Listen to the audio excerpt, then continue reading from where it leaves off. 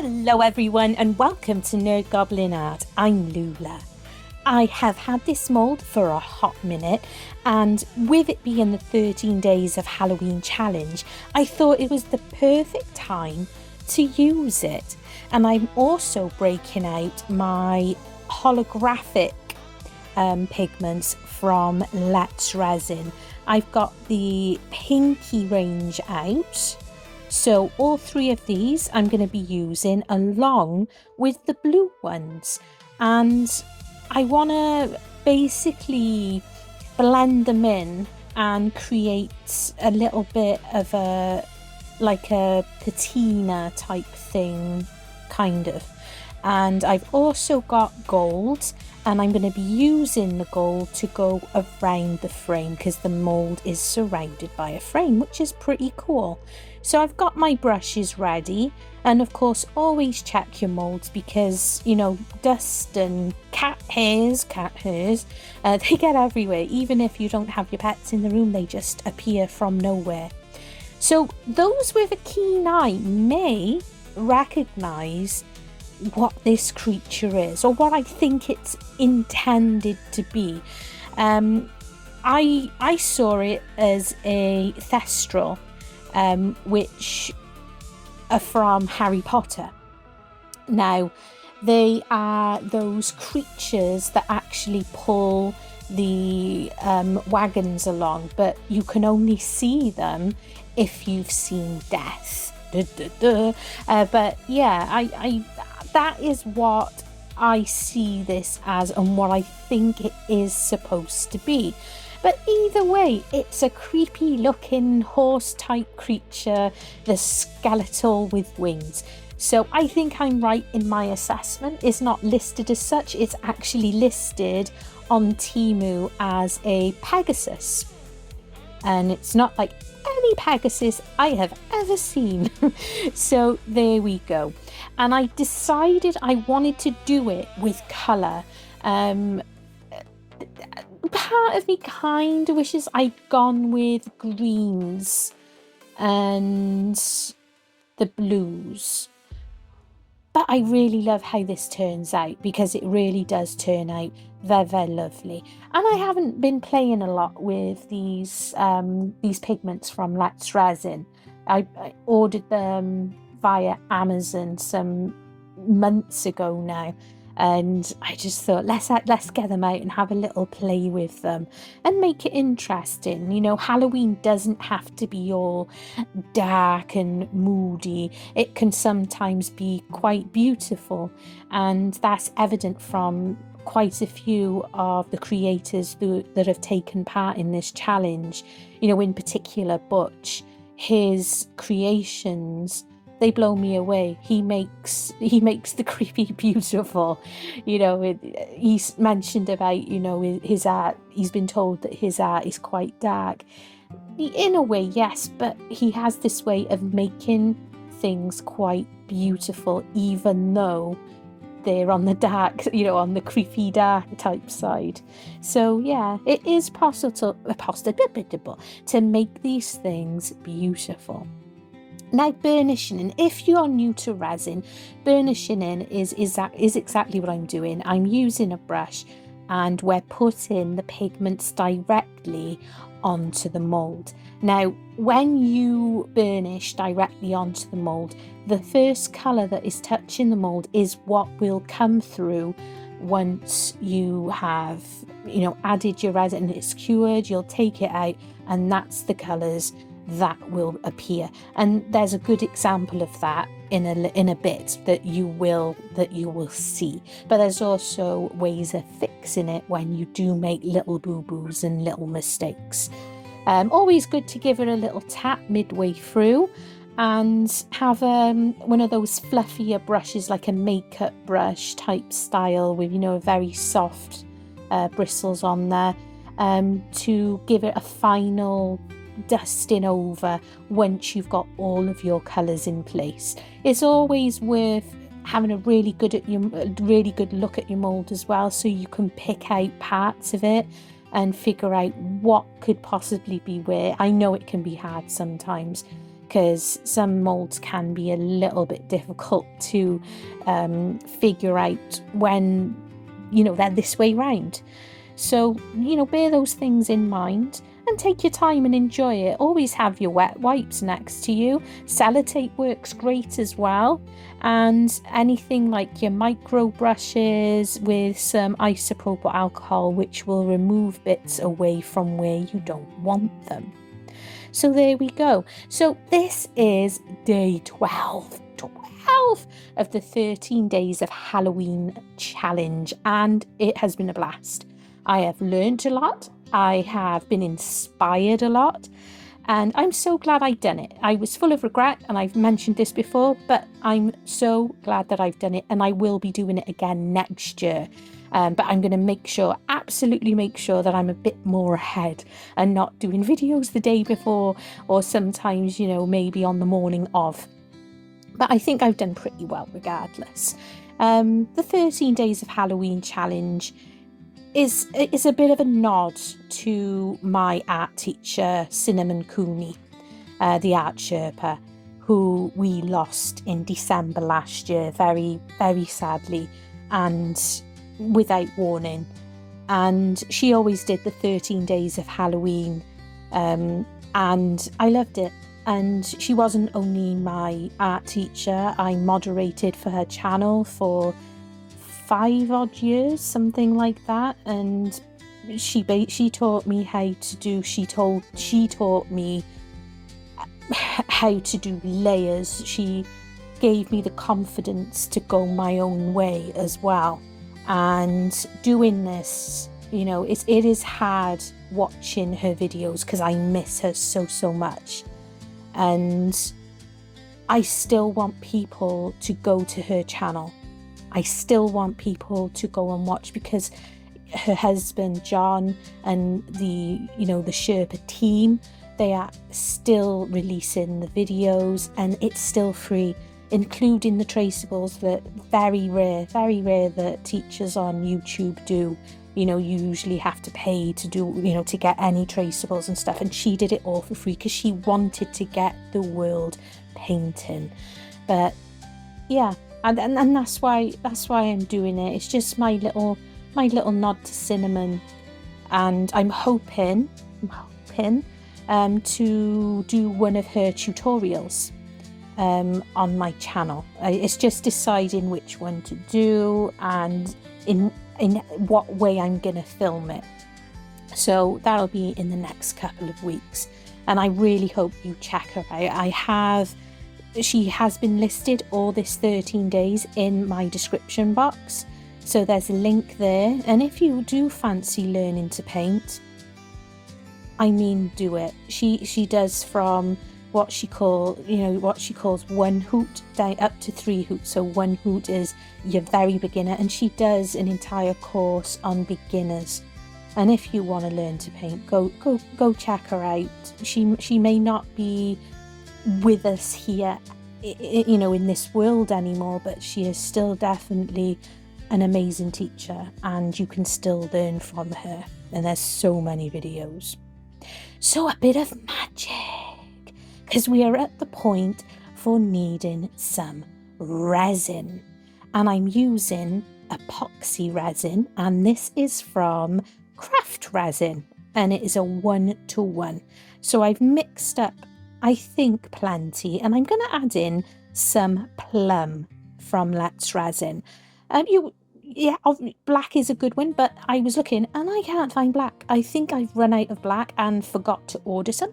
So a darker colour is going to do great. So, and because I've not actually used this colour before, I thought, you can see, and it's still going to make those colours really pop, because when you're using these chromes, any pigments like this, you are going to get more of an intense effect when you use a darker coloured colour with your resin. So that's always, if you use a light colour like white or anything, you're just going to get a very pastely, very pastely kind of colour. But I want to go for intense. So I split the resin between 2 cups so that it could go in my debubbler. This is very detailed. This is a very detailed mould. So I'm pouring in just a little bit at first, and this does help. It really does help when you can spray isopropyl alcohol if you wish, but you do, you risk the possibility of undoing some of your burnishing in work. So you could take that risk, but I prefer to do it this way. Putting small amount in, as I am here, as you can see me doing here, and then opening up the mold and moving it around and giving it a good tap. And you can see there that there are some bubbles coming to the surface because of doing this.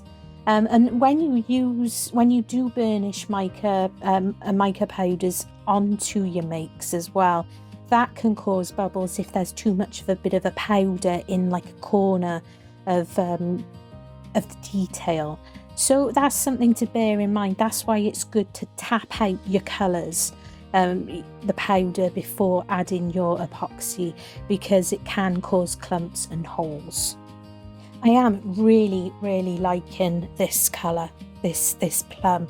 I realise that I don't always go for the darker colours within the range of I was bought the large Let's Resin box for Christmas by my parents, and I was like looking at all the colours the other, and I was like, I really don't use enough of these, so it's my intention the next couple of weeks to try and use them a bit more. So I overestimated, so I've just taken out my pumpkin mould from Let's Resin, and I've just got it next to me, and whenever I have some extra, I'm just making them anyway, because it's such a gorgeous mould and it's nice to have them in all these different colours. I'm using my G3 curing machine, and this will mean that I only have to wait 2 hours for these to be ready. And because I didn't have enough resin, I was short just a little bit to fill up the pumpkin, I've just got some scrappies that I had, I've been saving, and that helps bring it to the bring it right up. So, unmoulding the pumpkin first, and we're gonna see. And look at that! Isn't that colour absolutely beautiful? It's so rich, and it really does suit the pumpkin, doesn't it? And look how shiny. So very shiny. So I'm really pleased with that. Now this one is a little bit warm still. It's tiny little bit. Yeah, you can see there's a little bit, but it's fine. It's okay. It's cured. Yeah. You do tend to find that even using the curing machines, the things that you pour that are thinner, a little bit flopsy for a bit longer. But it's fine. I'm going to leave it overnight anyway. I don't want to be trying to touch or mess with this mould with trimming off any of the edges where I had a little bit of overpour from where I carried it to the other side of the room. But isn't it beautiful? Those colours, yum yum, they've come out really, really beautiful. I'm really happy with these. And can you see in the nook of his neck? That's what I mean by whatever colour touches the mould first, that's what's going to come through. And when I was cleaning it, I completely missed. I just didn't see it for some reason.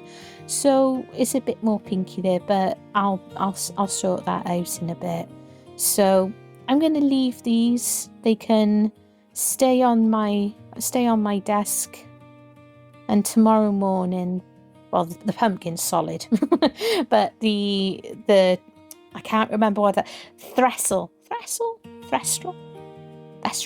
yeah, is going to be nice and fully cured. So this is lovely and hard now, and I've already trimmed all around the edging. There's no sharp bits and there's no bits that are sticking out and in the way. Now, this vintage Halloween book I've had since last year. I found it on Amazon and it's all double-sided and it's basically for scrapbooking and stuff. It's fantastic and I get so many... I dropped my phone. I get so many lovely prints from this, and I've gone for this one, which is a little bit of like a reptilian type, dragony type thing. It's not quite, I can't think of the actual name for it. Someone will know. Someone will know. So I've got out the Merge Purge, and I'm just going to put this onto the canvas board. Now this is a canvas board. It's one of those cheap and cheerful ones that you find in discount shops. Not too bad to use. So, but because it's cheap and cheerful, I'm happy using it for this, rather than using it for actually painting on. So just glazing all over with the Mod Podge, and I'm just gonna pop down this lovely paper on the top. It's not finished yet either. I want to age this up a little bit and make it give this piece his evening suit. So we're gonna let that dry and come back just like this, just like magic. So I've mixed in some caramel resin dye into some water. That's all it is, a bunch of drops into some water, and I'm going to use my brush and go all over the piece, and this will give it a very, it's going to give it a very delicate colouring. Nothing in your face, nothing massively different, but it's gonna make a difference and give it a little bit of texture. Now this is a double-sided picture from the book, and the picture that's on the other side does show through because it's wet, but when it dries it does disappear again. So that is something that is good.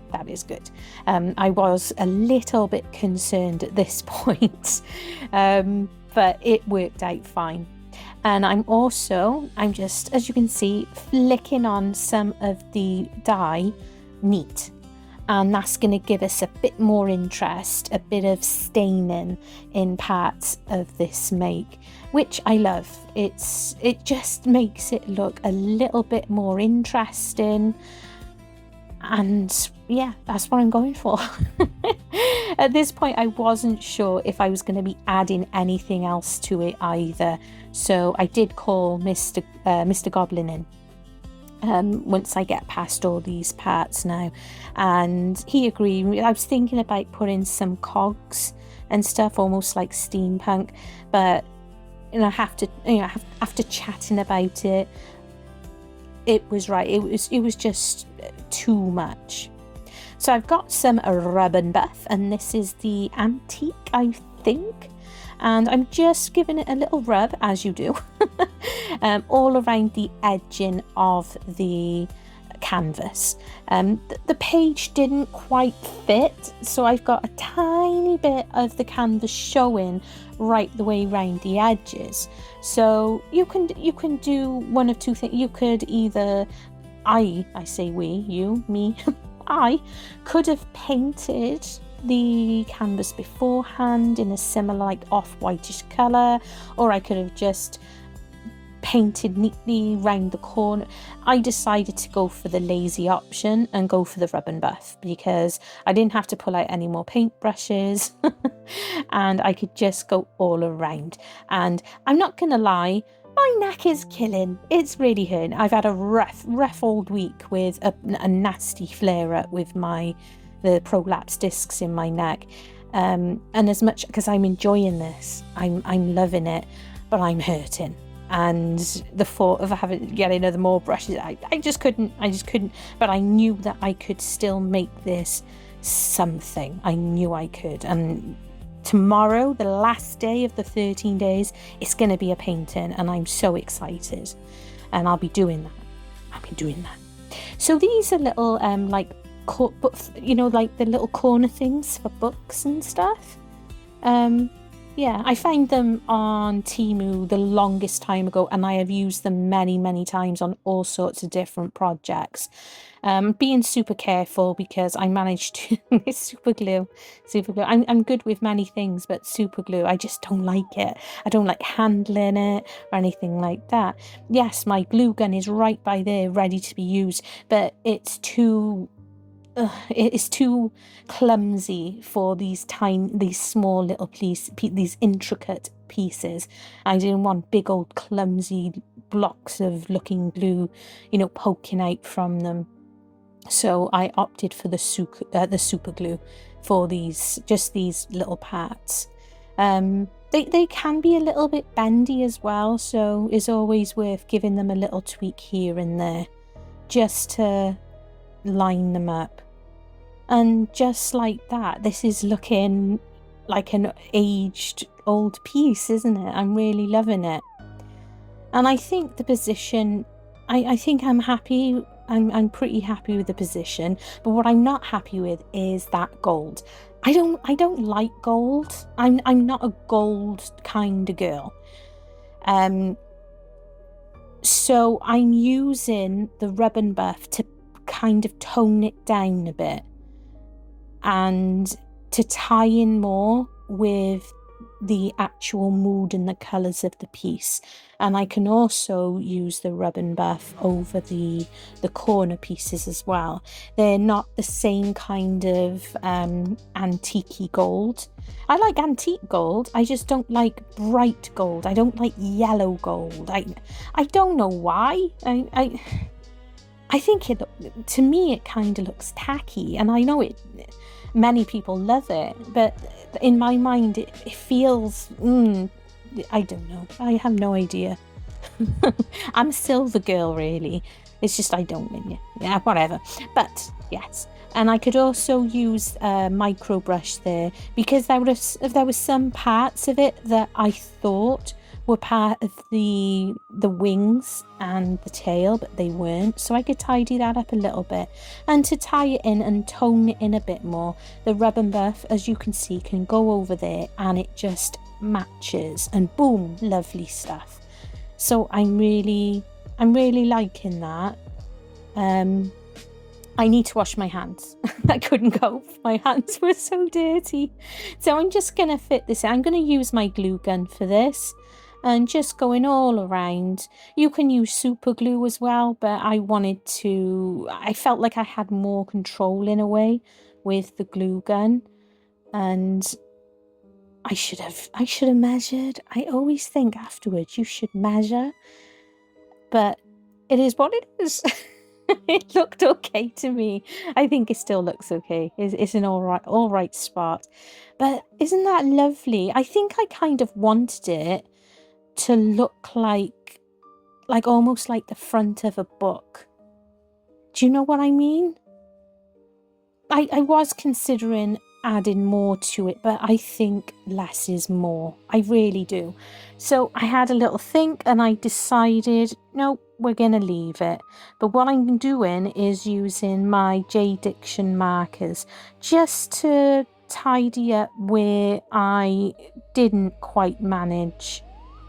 Well, I just didn't spot them. I didn't spot where I hadn't, got it properly onto the mold, where I hadn't wiped away properly on the mold. I think you look at them for so long sometimes and you just do not take it in. I don't mind so much there being a little bit of the pinky colours on the frame of it, but I think it looks better. I think it looks much better tidied up. And the colour, funnily enough, the silver, I think it's like a pearl essence silver type pen in the J-Diction set. It matches really well with the Let's Resin holographic silver, and I've used them quite a few times to tie the colours in together. So I'm really happy with that. And I also, I do need to do 2 coats. Just to get away from, there was a little bit of streakiness with these pens, but that's fine. Sometimes you do need to do more than one layer. So I'm much happier with that now. Specifically where the neck is, I think it looks a lot better. The other parts you can get away with a bit because you can, you can turn around and think, well, it can be shadowing really, but much happier now. And the last thing I want to do is, you can't quite see it on the screen, but I could see it, and I just wanted to use the green, blue. I used blue to tie in with the wings on his eye. And although you can't see it so good as I can, it really does work. So there we go. I've thoroughly enjoyed doing this. And the mixed media is fun. We got one more day. One more day. One day more. Oh, it's been fun. It's been so much fun. So one more day. I hope you're inspired. I was inspired by Butch. Check him out. Check out everybody else. Love you and stay weird. Her fingers dance like spiders spin, crafting worlds from deep within, with resin drips and clay that bends, a goblin's touch that never ends. She's the whimsical nerd goblin, casting spells and always wobbling. Spooky sparks in the Halloween air, weird and wild without a care.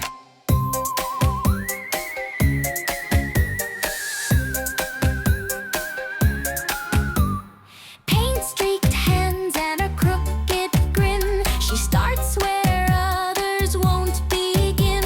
A pumpkin palace, a skull bouquet, her mind's a cauldron night and day. She wishes